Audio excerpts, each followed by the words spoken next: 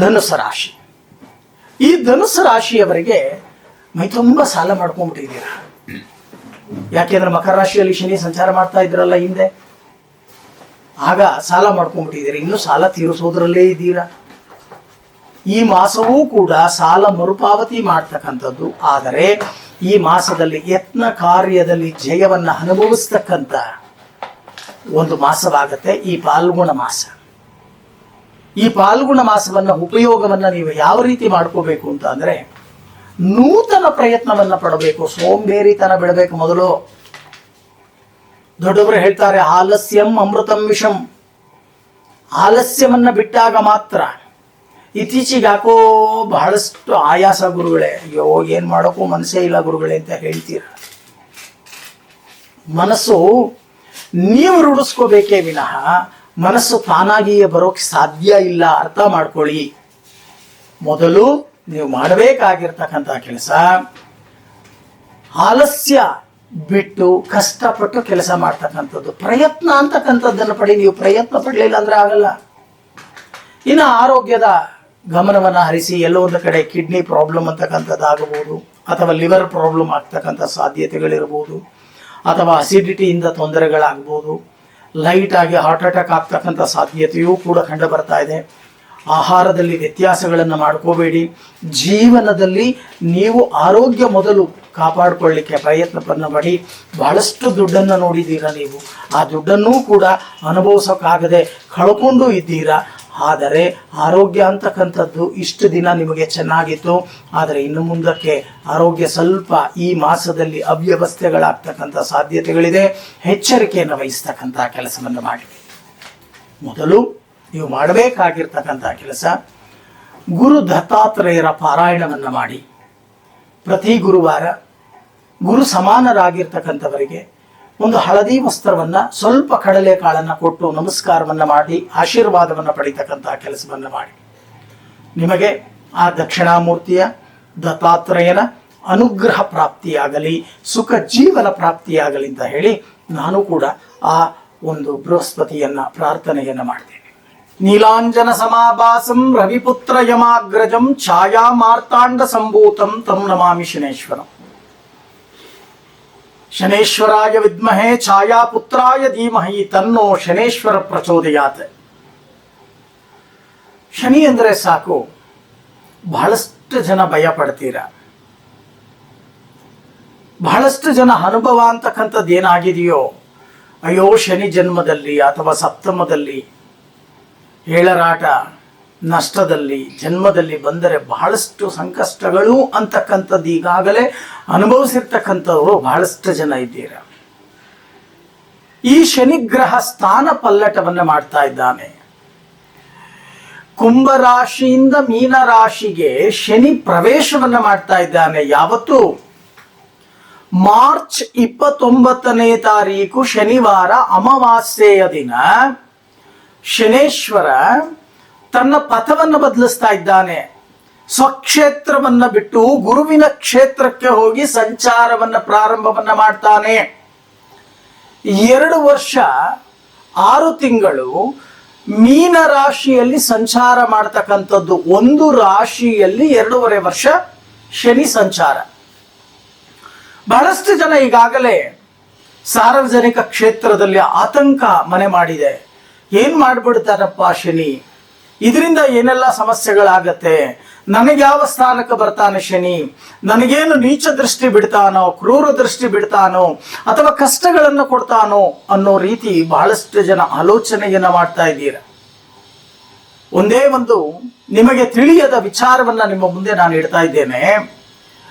ಶನೇಶ್ವರ ಎಷ್ಟು ಕೆಟ್ಟವರೋ ಅಷ್ಟೇ ಒಳ್ಳೆಯವರು. ಚೆನ್ನಾಗಿ ಅರ್ಥ ಮಾಡ್ಕೊಳ್ಳಿ.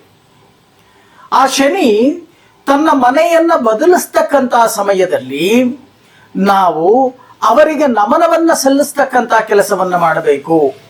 ಆ ನಮನ ಅಂತಕ್ಕಂಥದ್ದೇ ಕಲಿಯುಗದಲ್ಲಿ ಅಗ್ನಿಮುಖ. ಅದಕ್ಕೋಸ್ಕರನೇ ಸಾಮೂಹಿಕ ಮತ್ತು ಪ್ರತ್ಯೇಕ ಶನಿ ಶಾಂತಿ ಹೋಮವನ್ನ ಏರ್ಪಡಿಸಿದ್ದೇನೆ ನಿಮಗೋಸ್ಕರ. ಹಾಗಾದ್ರೆ ಯಾವ ರಾಶಿಗೆ ಸಮಸ್ಯೆಗಳು ಅಂತಕ್ಕಂಥದ್ದು ಬರುತ್ತೆ, ಯಾವ ರಾಶಿಗೆ ಸಂಪತ್ತು ಯಾವ ರಾಶಿಗೆ ವಿಪತ್ತು ಅಂತಕ್ಕಂಥ ಒಂದು ವಿಚಾರವನ್ನ ವಿಮರ್ಶೆಯನ್ನ ಮಾಡಿದಾಗ ಇದರಲ್ಲಿ ಬರ್ತಕ್ಕಂಥದ್ದು ಕುಂಭರಾಶಿ, ಮೀನರಾಶಿ ಮತ್ತೆ ಮೇಷರಾಶಿಯವರಿಗೆ ಏಳರಾಟ ಶನಿ ಅಂತಕ್ಕಂಥದ್ದು. ಚೆನ್ನಾಗಿ ಅರ್ಥ ಮಾಡ್ಕೊಳ್ಳಿ. ಕುಂಭರಾಶಿಯವರು ಈಗಾಗಲೇ ತತ್ತರಿಸಿಬಿಟ್ಟಿದ್ದೀರಾ, ಮೀನರಾಶಿಯವರು ಕೂಡ ತತ್ತರಿಸಿದ್ದೀರಾ. ಇನ್ನು ಮೇಷರಾಶಿಯವರ ಸೇರ್ಪಡೆಯಾಗ್ತಕ್ಕಂಥದ್ದು ಏಳರಾಟ ಶನಿಗೆ. ಈ ರಾಶಿ ಮತ್ತು ಸಿಂಹ ರಾಶಿಗೆ ಅಷ್ಟಮ ಸ್ಥಾನದಲ್ಲಿ ಶನಿ ಅಂತಕ್ಕಂಥವರು. ಸಿಂಹ ರಾಶಿಗೆ ಅಧಿಪತಿ ರವಿ.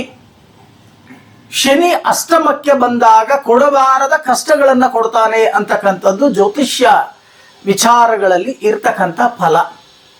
ಇನ್ನು ಕನ್ಯಾ ರಾಶಿಯವರಿಗೆ ಸಪ್ತಮ ಸ್ಥಾನ, ವೃಶ್ಚಿಕ ರಾಶಿಯವರಿಗೆ ಪಂಚಮ ಶನಿ, ಧನುಸ್ಸು ರಾಶಿಯವರಿಗೆ ಸುಖ ಶನಿ.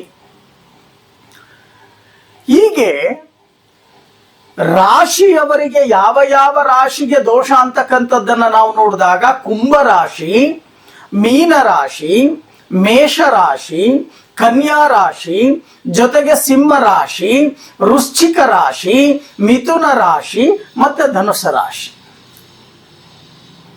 ಧೃತಿಗೆಡ್ತಕ್ಕಂಥದ್ದು ಬೇಡ.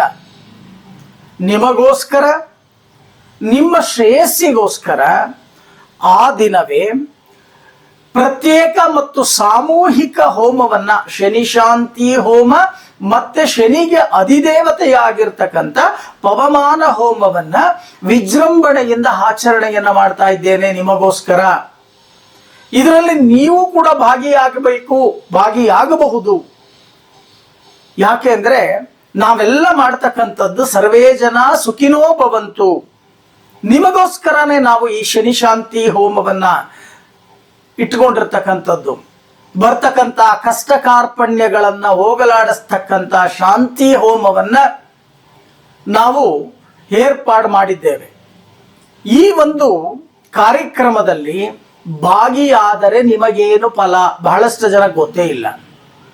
ಅಯ್ಯೋ ನಮ್ಮ ಹೆಸರಲ್ಲಿ ಹೋಮ ಮಾಡಿ ಗುರುಗಳೇ, ಅದರ ರಕ್ಷೆ ಇಟ್ಕೊಂಡ್ಬಿಡ್ತೀವಿ ನಾವು. ಖಂಡಿತವಾಗಿ ಹಾಗಲ್ಲ. ಕರ್ಮಣ್ಯೇವಾಧಿಕಾರಸ್ಯ ಮಹಾಫಲೇಶು ಕದಾಶನಃ. ನಿಮ್ಮ ಗ್ರಹಚಾರವನ್ನ ನೀವು ಸರಿ ಮಾಡಲಿಕ್ಕೆ ಪ್ರಯತ್ನವನ್ನ ಕೊಡಬೇಕು.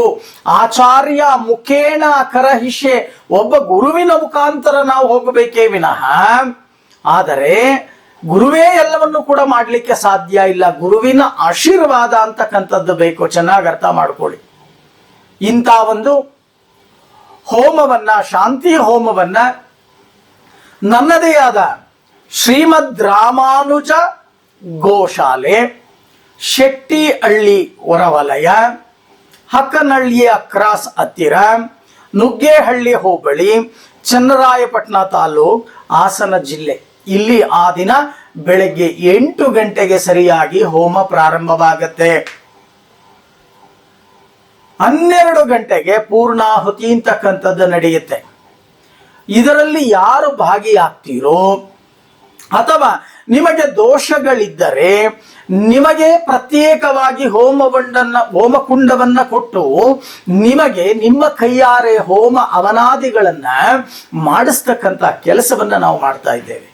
ಗುರುಗಳೇ, ನಾವು ಪ್ರತ್ಯೇಕವಾಗಿ ಕೂತ್ಕೊಳ್ಳಿಕ್ಕಾಗಲ್ಲ ಅಂದಾಗ ಸಾಮೂಹಿಕ ನಿಮ್ಮ ಹೆಸರಿನಲ್ಲಿ ಸಂಕಲ್ಪವನ್ನ ತಗೊಂಡು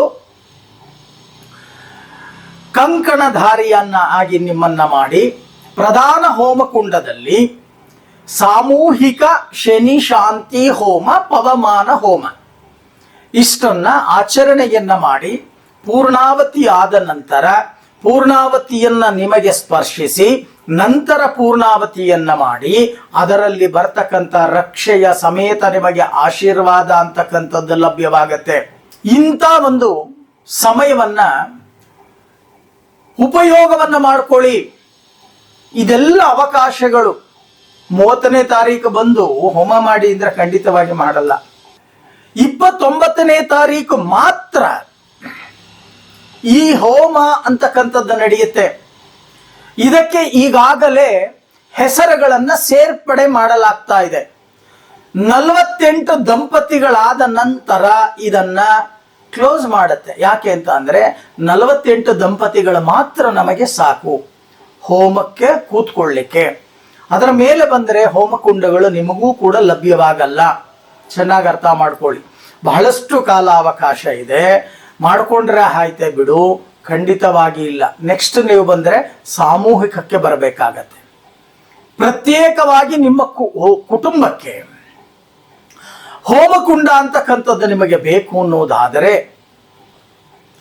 ಈಗ ತೋರಿಸ್ತಾ ಇರ್ತಕ್ಕಂಥ ಒಂದು ನಂಬರ್ ಏನಿದೆಯೋ ಆ ನಂಬರಿಗೆ ಫೋನ್ ಮಾಡಿ ವ್ಯವಸ್ಥಿತವಾಗಿ ನಿಮ್ಮ ಡೀಟೇಲ್ಸ್ ಅನ್ನ ಕೊಟ್ಟು ಹೋಮಕ್ಕೆ ಹೆಸರು, ನಕ್ಷತ್ರ, ಗೋತ್ರ ಎಲ್ಲರ ಹೆಸರನ್ನ ಬರೆಸ್ತಕ್ಕಂಥ ಕೆಲಸವನ್ನ ಮಾಡಿ. 29ನೇ ತಾರೀಕು ಶನಿವಾರ ಬೆಳಗ್ಗೆ 7 ಗಂಟೆಯ ಒಳಗಡೆ ನೀವು ಸ್ವಲ್ಪ ಕರಿ ಎಳ್ಳು, ಕಬ್ಬಿಣವನ್ನ ತಗೊಂಡು, ನೀಲಿ ವಸ್ತ್ರವನ್ನ ತಗೊಂಡು ಅಲ್ಲಿಗೆ ಬಂದರೆ ಸಾಕು. ಹೋಮ ಹವನದ ನಂತರ ಅದಕ್ಕೆ ಕೃಷ್ಣಾರ್ಪಣವನ್ನ ಮಾಡಿ ನಂತರ ಪೂರ್ಣಾವತಿ ಮಾಡಿಸಲಾಗತ್ತೆ. ಇಂಥ ಒಂದು ಉಪಯೋಗ ಅಂತಕ್ಕಂಥದ್ದನ್ನು ಮಾಡಿಕೊಳ್ಳಿ. ಇಂಥ ಒಂದು ಸಮಯ, ಇಂಥ ಒಂದು ಕಾರ್ಯವನ್ನ ಸದುಪಯೋಗವನ್ನ ಪಡಿಸ್ಕೊಳ್ತಕ್ಕಂಥ ಕೆಲಸವನ್ನ ಮಾಡಿ. ಮಿಂಚಿ ಹೋದ ಕಾರ್ಯ ಅಂತಕ್ಕಂಥದ್ದನ್ನ ಮಾಡ್ಕೋಬೇಡಿ. ಇದೆಲ್ಲ ಒಂದು ಅವಕಾಶಗಳಷ್ಟೇ. ಇಂಥ ಅವಕಾಶಗಳನ್ನ ಸದುಪಯೋಗವನ್ನ ಪಡಿಸ್ಕೋಬೇಕು ನೀವು. ನಿಮಗೆಲ್ಲರಿಗೂ ಕೂಡ ಆ ಶನೇಶ್ವರನ ಅನುಗ್ರಹ ಪ್ರಾಪ್ತಿಯಾಗಲಿ, ಸುಖ ಜೀವನ ಪ್ರಾಪ್ತಿಯಾಗಲಿ ಅಂತ ಹೇಳಿ ನಾನು ಕೂಡ ಆ ಶನೇಶ್ವರನನ್ನ ಪ್ರಾರ್ಥನೆಯನ್ನು ಮಾಡ್ತೀನಿ.